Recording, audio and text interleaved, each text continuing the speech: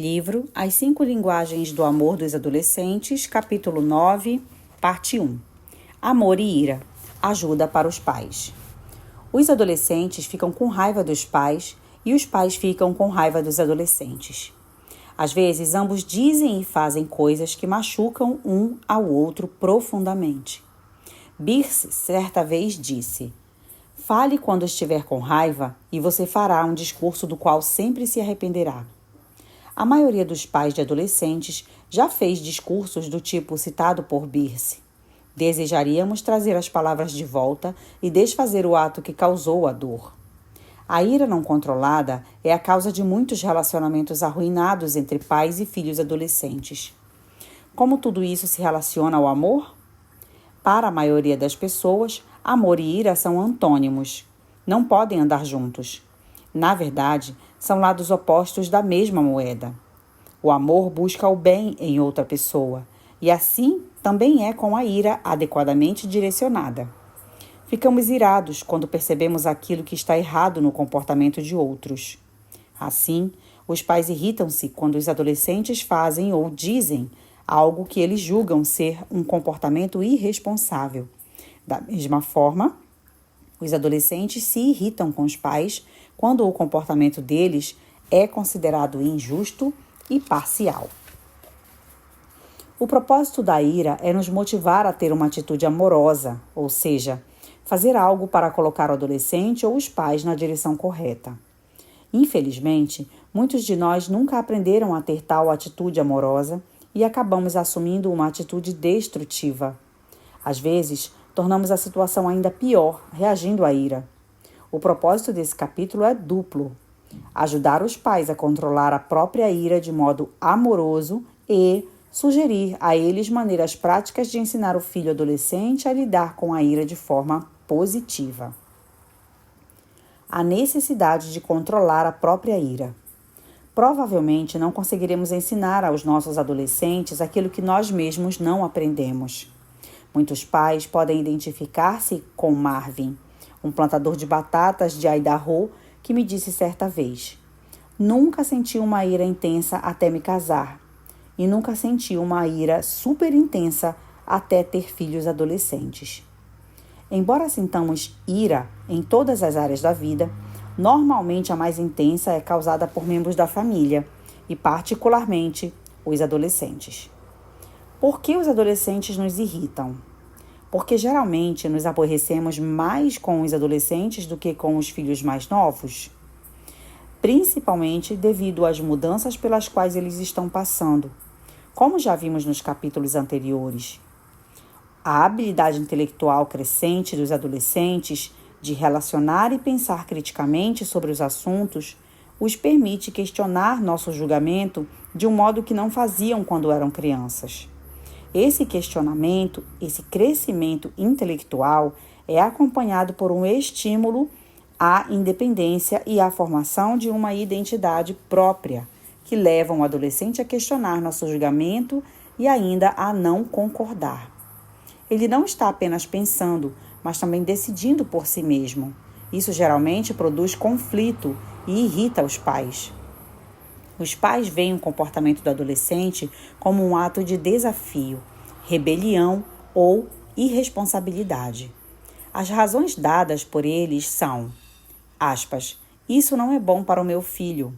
Ele ou ela vai arruinar a sua vida. Não devo permitir que essa atitude continue." Fecha aspas. A ira motiva os pais a reagir. Infelizmente, se não considerarem, que estão lidando com um adolescente e não com uma criança, a posição deles pode, de fato, tornar a situação bem pior. Por que devemos evitar reações negativas? Quando o adolescente não atende imediatamente à solicitação dos pais para mudar de comportamento, geralmente os pais recorrem a ordens frias e severas. "Faça isso", ou então anunciam em tom bem alto.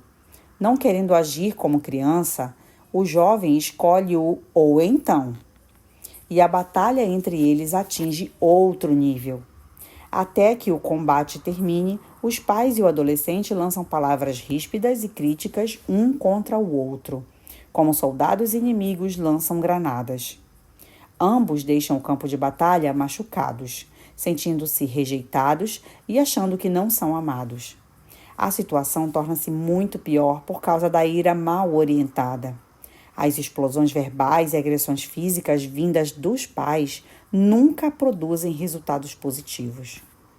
Em 30 anos, aconselhando casais e famílias, muitas vezes chorei enquanto os adolescentes relatavam as palavras dolorosas e o comportamento destrutivo dos pais, cuja ira estava fora de controle.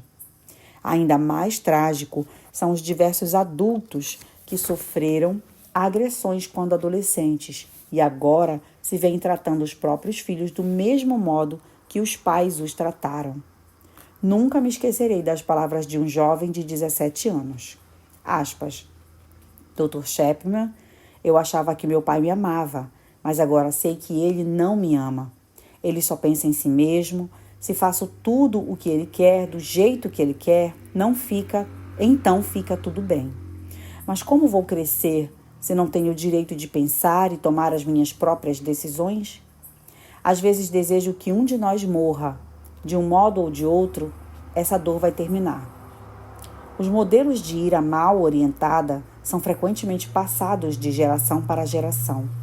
Esses modelos precisam ser quebrados.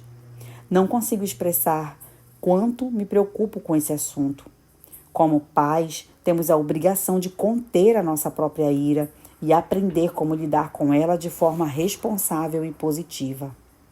Caso contrário, iremos comprometer todos os nossos esforços positivos feitos durante a criação dos nossos filhos. O adolescente que é agredido verbal ou fisicamente por pais irados não lembrará mais da ajuda das palavras de afirmação, dos momentos agradáveis, dos presentes e carinhos recebidos na infância. Tudo o que terá em mente são as palavras cortantes de repreensão e condenação e a voz alta e aguda dos pais. Então, não sentirão amor, apenas uma rejeição dolorosa. Se você perceber que sua ira não está sob controle, insisto que leia esse capítulo cuidadosamente e siga os difíceis passos para trazer cura ao relacionamento com o filho adolescente. Os hábitos negativos do passado podem ser quebrados. Não precisamos ser escravos da ira descontrolada para sempre. Qualquer um dos pais pode transformar atitudes destrutivas em gesto de amor, se desejar. Mudando atitudes destrutivas. Permita-me sugerir os seguintes passos para mudar atitudes destrutivas e estabelecer atitudes amorosas na administração da ira. Admita a verdade. Antes de tudo, precisamos admitir a verdade. Não mudaremos de direção até que reconheçamos estar indo na direção errada. Admita para você mesmo, para Deus e para os membros da família. Aspas, não tenho controlado minha ira. Tenho perdido o controle frequentemente. Minhas palavras não foram gentis nem amáveis, mas destrutivas e dolorosas. Com a ajuda de Deus, eu quero mudar. Fecha aspas. Não hesite em incluir Deus no processo. Você precisará de toda a ajuda que conseguir. Escreva as frases acima em um papel. Modifique se quiser expressá-las com as próprias palavras. Depois leia em voz alta para si mesmo e reconheça a dura verdade. Não tenho controlado minha ira. Admita isso para Deus. Confesse o seu erro e peça perdão. Assim, quando a família estiver toda reunida, diga que há algo que você precisa compartilhar. Empunhe seu papel e leia-o. Diga a eles que você admitiu para si mesmo, para Deus, e agora está admitindo para eles. Diga-lhes que sinceramente deseja mudar. Talvez você queira dizer algo como: nas próximas semanas tentarei colocar isso em prática, mas se perder a paciência com qualquer um de vocês e começar a gritar ou xingar, peço que me ajudem. Coloquem as mãos sobre os ouvidos, saiam do recinto se quiserem, deem uma volta no quarteirão. Garanto que até o momento em que voltarem estarei sob controle e não prosseguirei com as palavras duras. Pedirei que me perdoem e continuaremos dali. Pode levar um pouco de tempo, mas com a ajuda de Deus, eu vou mudar. Depois que fizer esse humilde discurso, você estará no caminho para a mudança positiva. Desenvolva uma estratégia. Agora, você está pronto para o segundo passo: desenvolver uma estratégia para mudar atitudes destrutivas. Você admitiu para si mesmo que as coisas que fez no passado não são mais aceitáveis. Mas como mudará aquelas atitudes negativas? Você já iniciou uma estratégia quando pediu à esposa e aos filhos que saíssem do recinto se você começar a se esquentar. Cada vez que isso acontecer no futuro, será lembrado de confessar o erro. Reconhecer o erro é algo humilhante. O simples ato de confessar o motivará a mudar de comportamento no futuro. Mas o que fazer para impedir a ira antes de explodir? Veja a experiência bem-sucedida de Reuel. Durante uma conferência para casais, a que assistiu com a esposa Spokane, ele me falou sobre a luta com a ira e reconheceu que com frequência, entre aspas, explodia e dizia palavras dolorosas para a esposa e os filhos.